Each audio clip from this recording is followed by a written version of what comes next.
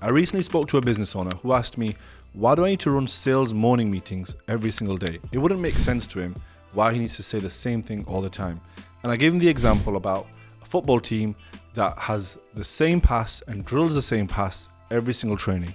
It's the basics that get us to be good, but you need to understand how to run a sales meeting. In this video, I'll break that all down. The key statistics on why a sales morning meeting is so effective is when we look at structured teams compared to non-structured teams without a sales meeting, there's probably a 28% difference in how they outperform the other teams. And we've done this with similar businesses, comparing them neck and neck, and they have the same amount of lead flow. We can even divide one business into two divisions, one with no morning meetings and one with, and you'll be shocked at the difference of improvement. And reps who have daily commitments will increase their productivity by 30%.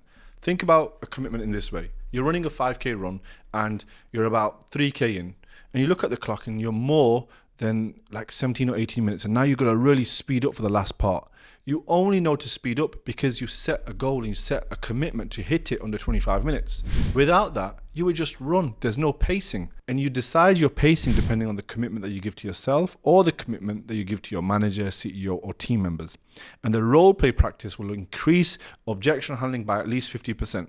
Think of this. If you always drill the objections all the time, they become so fresh. They just become so instilled in your mind. You can just overcome them at ease. You don't need to stutter or waver every time there's an objection. In the beginning, you get an objection and you're like, oh, I'm not sure what to say. But very quickly, you just become an expert. You don't shake. You don't shy away from it. You just embrace that objection and you go straight and handle it. Let's dive into my 5-step process on how to run effective morning meetings. So it's first to create high energy. What is high energy? It sounds all woo-woo, but high energy is where you can play music, you can call out wins and recognize effort. Think about how people feel. Think about how you feel when a sad song is on or when a happy song is on. It changes your energy.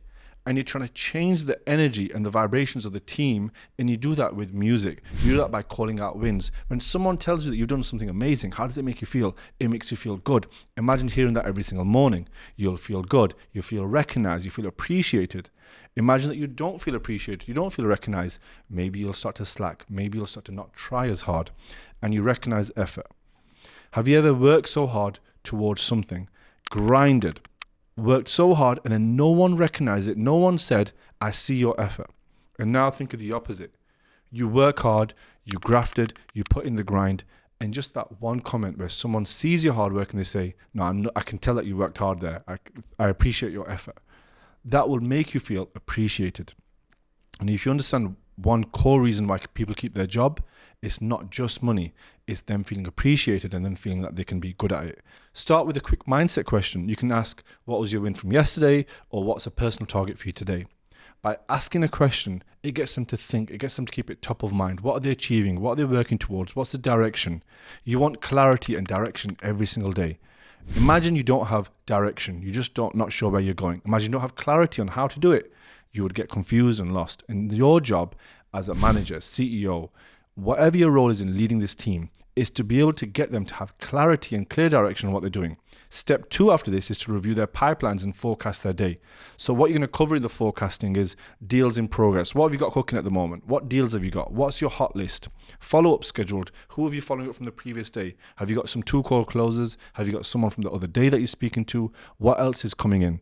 And then new leads, what fresh opportunities have you got to call? By going over their pipeline and understanding where they're at, you're very quickly able to recognize, are they blagging it? Have they got opportunities? Are they working hard when they're off the phones? What else are they doing? A rep that has no follow-ups, no pipeline, very quickly will get found out. And some of them fake their pipeline. Some of them will tell you, John Smith, he's going to jump back onto the call tomorrow. Tomorrow comes and I'm still chasing John. You very quickly know this person's not got much. Or they think that they're chasing this person when he's actually just avoiding them and doesn't want to buy anymore. So you need to be able to review their pipelines, which keeps a sales team accountable. And for forecasting, you want to ask questions like, which deals are closing today?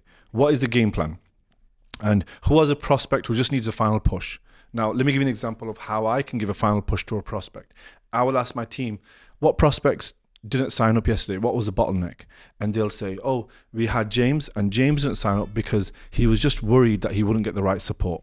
Now, what do? A lot of people will follow me from my content. So they might want to see me. So I might just go and make a Loom video of that person and say, hey, just noticed that you spoke to X on the team, and I noticed that you were worried about X. Just wanted to reassure you that that's something that actually a lot of people think about, but it's not an issue because of all of these things, and give them the proof.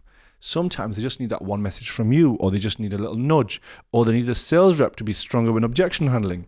You need to be able to recognize these behaviors, and then you can act on them because you have a process every morning which is the same and consistent. Step 3 is the daily commitments and pledge. So now they've forecasted, now you're going to get a commitment and a pledge on what they're going to do. So how many calls are you going to make if they're a setter? How many appointments are you going to set today? What are you closing today? And make it public and engaging, because if it's out in public and if it's done in the team, it makes it a real commitment. So let's go around and everyone say their commitment or what they're going to do out loud. And you're going through every single person, and there's a pressure there for others to be able to perform. And there's a pressure in front of everyone not to say a low number, which what makes you a high achiever, that you want to not give into that pressure around you. And what is the one thing that you can do differently today to improve? When you're doing this all the time, is constant repetitions on how to get them to improve. Step 4 is role plays and skill sharpening. So this is why I've now done some forecasting, done their commitments, and now I might look at yesterday's calls, which I reviewed in my free time, and I'm now just going to do some drills and just role play the team on that one thing that I think everyone could benefit from. And then I might cover some objection handling. I might cover the discovery phase and getting better with the questioning. I might cover the product. I might cover the ICP's emotional way of buying, what their pain points are. I might cover some closing techniques. There's so many things to cover in a role play. I use a system which we have this spin the wheel, and we'll write all of these things up, role plays and objection handling, discovery, and we'll do a spin the wheel, and it'll spin and everyone's waiting to see what comes up, and then you'll see it go on objection handling. And sometimes you'll see some of the reps do this because they don't like objection handling, and then you know you need to drill it even more. So you need to be able to work out their weaknesses and drill them every single morning, and that's how you truly sharpen a team. Live rapid fire role plays. So I can just go to each team member and say objection. So I want to talk to my partner, and they give me a reply. Oh, I want to speak to my business partner. I don't have enough money. And I'm looking for, is it top of mind? This is how you make skills really sharp. You just constantly drill, constantly throw it at them. It doesn't need to be a slow, long role play. A role play can be 5 to 10 minutes within the meeting where you're just constantly drilling with the team. And let's say you've got 10 people in your team, maybe you'll split it into 2 rooms. Let's say you've got 5 people in your sales team. You're just going to go back and forth with them. And it really drives a high performance culture when it's fast moving, fast paced, high energy, always encouraging, always forecasting, always committing. You're not going to get a sales team that's not going to respond to that positive behavior, because you're just reinforcing behaviors all the time. And then step 5 is to end with a recap and team pledge. So what I'll say is, right, spoke to John. John said he's going to get 3. Jordan said he's going to get 4 today. James said he's going to get X today. I think we can get this as a team. What can we push? Anyone got any doubts? Anyone feel like they're lagging behind or need some more support from us? And that way you can just jump on and give them additional support if they need it. And you want to implement an action plan at the end of your meeting. So be able to do this in 3 steps. So first, review yesterday. So who hit yesterday's goal? If not, why? So you want to be holding them accountable every single morning. And then, have you had a sales rep who didn't hit their commitment again? If you did, address it, speak about it. You don't want to embarrass them. Your goal is not to drill them down and to beat them up about it in the room, but you want to be able to have underperformance out in the open so it can't run anywhere, because then it gets tackled. And then the last thing is to end with a motivational boost. I'm not a motivational guy who's like, yes, everyone, we can smash it, we can do this. But what I will say is data-led motivation, which for me, what that means is I'll say statistically, everyone's performing better, your close rates are improving as a team, your show rates are improving as a team, marketing shows us that we got more leads than ever. If you guys are ready to smash it, is there anything that can hold you back? No. Is there anything that can hold you back? No. Do you need some more support from me? We'll check in one-on-one, but let's go smash it today. You want to be able to deliver this level of motivation, which is not about fake motivation. You'll see all these guys online just shouting and just jumping up and down. I don't really do that. I'm looking for people to improve. I care about their accountability. I care about their support, and I want to be able to do that with them. And the final takeaway is to start with energy. Momentum is everything. Don't start the morning meeting with, guys, hope you're okay. It's no, guys, how you guys doing? Instantly, they're sat upright. I'm willing to bet if you see your sales team's posture and you're doing the morning meeting and you're like, guys, how you all doing? You'll see their posture here. And as soon as you speak louder, you'll see their spines go straight. And you'll think it's like magic when your tone can change people's posture, because what does that change? It changes their behavior. And review their pipeline. Reps should know what they're closing that day. They should know what deals are in hand. You want to hold them accountable. Review their commitments, have clear goals, role play daily, end with accountability. And these simple tactics will allow you to drill your team every single morning, have commitments, have forecasting, and have a high performance culture. And now think you've got a couple of reps and the morning meetings are at a high pace. Then you hire someone new.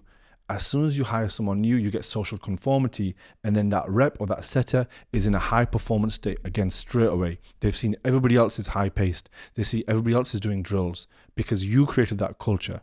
And then what I want you to do one day, after you've got this, here's the gem. After you've run this now for months, maybe weeks, and you feel confident and you think your team's got it handled, you're going to ask one of your sales reps to lead it one day. And you're not going to be there. You're going to get the Fathom link or the Otter link, and you'll watch it later. And then you'll see, was there behavioral changes when you weren't there? And that's the true test if you did your morning meetings properly and built that culture. If it runs the same when you're not there, and it runs the same with you there, then you know you're doing a good job. If you want more videos like this, click the link below. You'll find our channel where we've got so many tactical videos on sales management, sales tactics, and sales training. If you want some of our free resources, maybe this Mario board, click our free community and access all of these free resources so we can give you all the tactics that you need to build and grow your business. I'll catch you on the next video.